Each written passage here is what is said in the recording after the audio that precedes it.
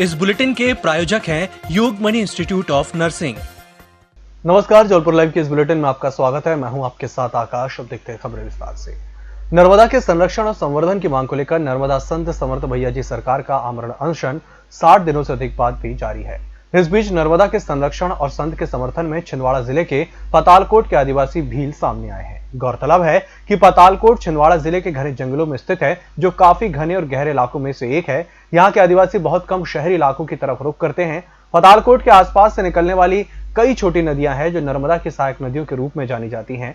सोमवार को नर्मदा के सिद्ध घाट में अनशनरत संत समर्थ भैया जी सरकार के पास ये आदिवासी काफी संख्या में पहुंचे और उन्हें अपना समर्थन दिया। आपको बता दें कि अमरकंटक से लेकर संपूर्ण नर्मदा के किनारे तटों पर हो रहे अवैध निर्माण को रोकने और नर्मदा से अवैध रेत खनन को रोकने की मांग को लेकर समर्थ भैया जी सरकार आमरण अनशन में है। भैया रुकना है, भैया रुकना।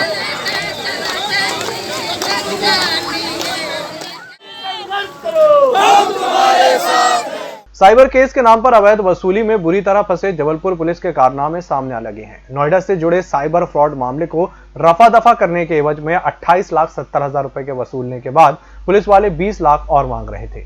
आरोपी पुलिस वालों ने शिकायतकर्ता को भी ठगी के इस प्लान में शामिल कर लिया था। यूपी पुलिस द्वारा मामला उजागर करने के बाद अब एमपी पुलिस ने पूरे मामले में प्राथमिक जांच के आदेश दिए हैं। यूपी पुलिस ने एमपी के 2 एसआई और 1 आरक्षक समेत 5 लोगों को अरेस्ट किया है। देखिए, इस मामले में पहले तो हमारे पास ये संज्ञान में आया कि जो 2 सब इंस्पेक्टर्स थे, ये नोएडा में कहीं खड़े हुए थे और इनकी पिस्टल कुछ अज्ञात लोगों ने लूट ली। इस पर पुलिस ने प्रकरण दर्ज किया, लेकिन जब दिल्ली पुलिस ने इसमें डिटेल्ड इन्वेस्टिगेशन करी तो उनको ये पता चला कि वास्तव में ये लोग किसी शिकायत के तारतम्य में गए थे, जिसमें कि मामला 50,000 का ही था और ये लोग अनावेदक से कुछ रुपए लेना चाह रहे थे, कुछ रुपए ले भी चुके थे। इस सब इन्वेस्टिगेशन के बाद फाइनली जब चीज़ें दिल्ली पुलिस द्वारा बताई गई, उनके द्वारा अरेस्ट किया गया, उनको न्यायिक अभिरक्षण भेजा गया और अल्टीमेटली ये चीज़ें हमारे यहाँ प्रतिवेदन भेजा गया। तो वरिष्ठ अधिकारियों को जो बताया गया तो उन्होंने इनको सस्पेंड कर दिया। जबलपुर के गोहलपुर संभाग की सीएसपी अखिलेश गौर और उनकी पुलिस टीम ने साल 2020 में कोरोना काल के बावजूद जुआ, सट्टा, अवैध हथियार, शराब समेत प्रतिबंधात्मक कार्रवाइयों को बड़ी तादाद में अंजाम दिया है। ताजा जारी हुए आंकड़ों के करीब 3,000 आदतन अपराधियों पर प्रतिबंधात्मक कार्रवाई की गई। वहीं इनके उल्लंघन पर 32 ओवर किए गए। आबकारी और जुआ सट्टे के खिलाफ मुहिम की बात की जाए तो 1,000 से अधिक प्रकरण बनाए गए हैं।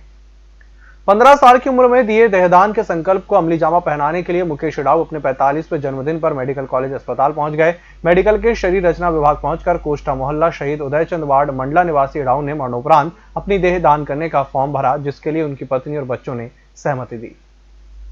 आयुष्मान योजना के कार्ड बनाने में की जा रही हीला हवाली पर कलेक्टर कर्मवीर शर्मा की सख्ती के बाद स्वास्थ्य विभाग सख्ते में आ गया है।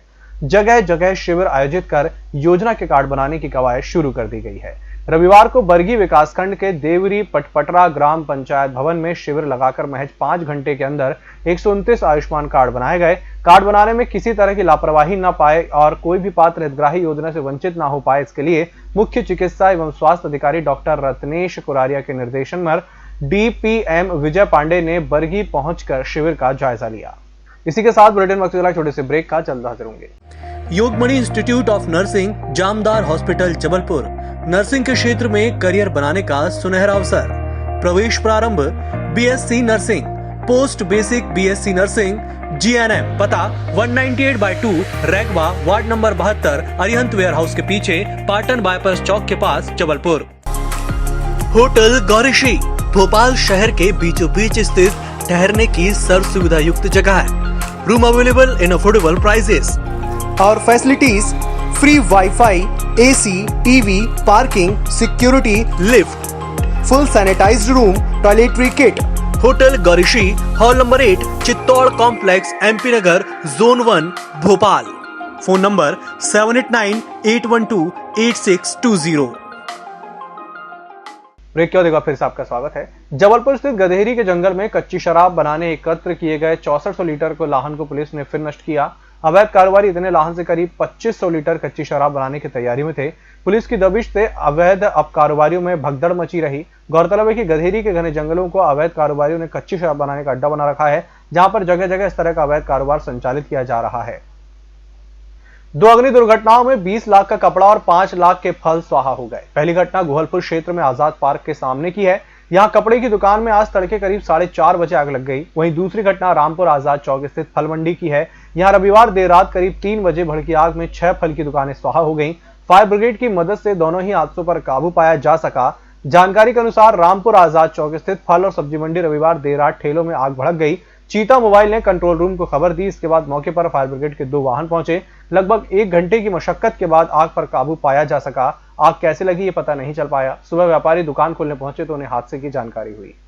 स्टेशन का ड्रॉप एंड गो एरिया यात्रियों को उतार कर जाने के लिए होता है। वाहन खड़ा कर सामान लेकर उन्हें स्टेशन तक छोड़ने जाने के लिए यह समझाइश सीनियर DCM विश्वरंजन ने मुख्य रेलवे स्टेशन के प्लेटफॉर्म नंबर 1 के बाहर सर्कुलेटिंग एरिया के निरीक्षण के दौरान ड्रॉप एंड गो एरिया में खड़े वाहन चालकों से कही। उन्होंने ड्रॉप एंड गो एरिया में वाहन लेकर खड़े लोगों को वाहन स्टैंड में वाहन पार्क करने की सलाह दी। कोरोना काल में मेट्रो बसों के मंथली और त्रैमासिक पास नहीं बन पा रहे हैं। इससे रोज के सफर करने वाले परेशान हो रहे हैं। इधर कुछ दिनों से बसों के कंडक्टर्स द्वारा तय किराए से अधिक वसूली की शिकायतें भी आ रही हैं। इससे भी सवारियां मेट्रो बसों में तौबा कर रही हैं। उन्हें इस विपरीत समय में अधिक किराया देने से बेहतर खुद के वाहन से जाना ज्यादा सुरक्षित लग रहा है। यही वजह है कि ज्यादातर मेट्रो बसें सड़कों पर खाली ही दिखती हैं। JCTSL ने दावा किया था कि 50 मेट्रो बसों का संचालन दिसंबर के दूसरे सप्ताह तक शुरू हो जाएगा, लेकिन अब भी 35 बसें ही सड़कों पर दौड़ रही हैं।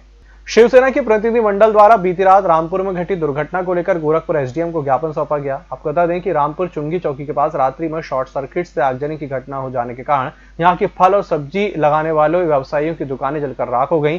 ठेले पर रखी सामग्री भी खराब हो गई। इन्हें शीघ्र से शीघ्र शासन की ओर से मुआवजा दिए जाने को लेकर शिवसेना ने ज्ञापन सौंपा है। यह ज्ञापन सौंपने का मुख्य उद्देश्य था रामपुर चुंगी चौकी में आज सुबह बिजली विभाग की लापरवाही से जो आगजनी हुई है, उससे ठेला व्यवसायी, गरीब ठेले व्यवसायियों के ठेले जल गए हैं, फलों का नुकसान हुआ है, बहुत आर्थिक नुकसान हुआ है और इन गरीबों के भरण पोषण का वही एकमात्र साधन है। हमारी यह मांग थी कि जल्द से जल्द इन गरीब ठेला व्यवसायियों को मुआवजा दे करके सरकार उन्हें जो उनके भरण पोषण है उसमें सहायता प्रदान करे। और कोरोना से स्वस्थ होने पर 20 दिसंबर को 54 व्यक्तियों को डिस्चार्ज किया गया है। वहीं बीते 24 घंटे के दौरान मिली 1322 सैंपल की परीक्षण रिपोर्ट्स में कोरोना के 36 नए मरीज सामने आए हैं। आज डिस्चार्ज हुए 54 व्यक्तियों को मिलाकर जबलपुर में कोरोना संक्रमण से मुक्त होने वाले मरीजों की संख्या 14,449 हो गई और रिकवरी रेट 95.67% हो गया है। इस बुलेटिन में फिलहाल इतना ही। इसी के साथ मुझे दीजिए इजाजत। नमस्कार।